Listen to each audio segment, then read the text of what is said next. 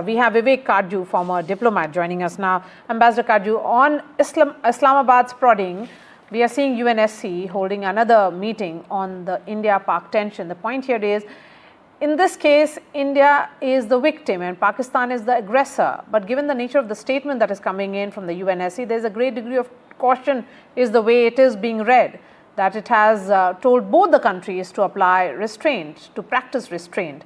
How do you look at UNSC's latest comments? The Secretary General's statement do not really matter. The Secretary General is an official. The UN is a body of countries, member states, and all Secretary Generals have in the past offered their good offices. So I don't take their statement seriously when it comes to India-Pakistan issues. Everyone knows that for India, the only path of negotiations or relations with Pakistan is the bilateral path. As far as the UNSC is concerned, you would have noticed, Maria, that it met yesterday in an informal manner. As Pakistan is a member of the UNSC, the UNSC holds consultations every day, and as part of those consultations, Pakistan raised the issue of the current situation in South Asia, but it got no joy because the president of the UN, of the current president of the UNSC, the chair is held by Greece, did not even issue the lowest form of statements, which is an oral statement to the press. The president of the UNSC, the presidency rotates every month. The president thought it fit not to say a word. And that would have come as a great disappointment to Pakistan.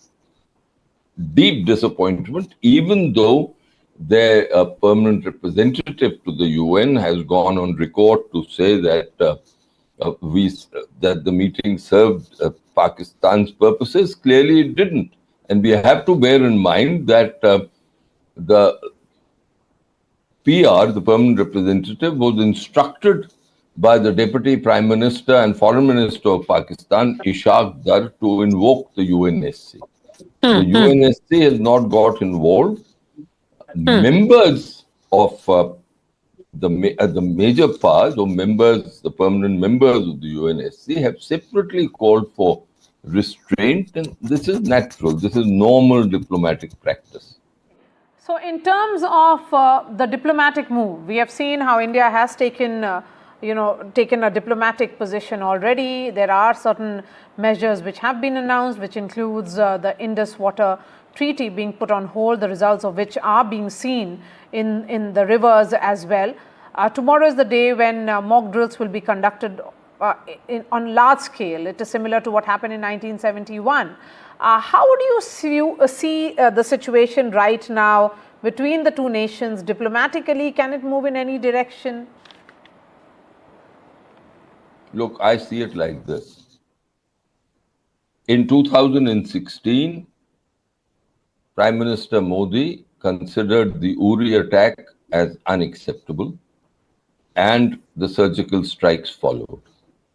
In 2019, he considered the Pulwama attack unacceptable, and the Balakot aerial strikes followed.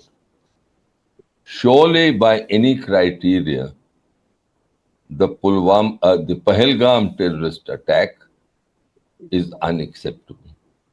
So if we apply the criteria of the first two, then Prime Minister Modi would be setting in place the Modi, what I have recently written, the Modi Doctrine. And that doctrine is that if there is an unacceptable terrorist attack sponsored by Pakistan, instigated by Pakistan, undertaken by Pakistan, then India will take kinetic action. The nature of that kinetic action is left in broad terms to the political leadership, and the way it will be carried out is left to the professional soldiery, the defense chiefs, and the Prime Minister significantly has said that there are no restrictions on the defense chiefs to give a crushing response to Pakistani terrorism, either in terms of their choice of targets or modalities or timing. All right, Ambassador Katju, really appreciate your time here on NDTV.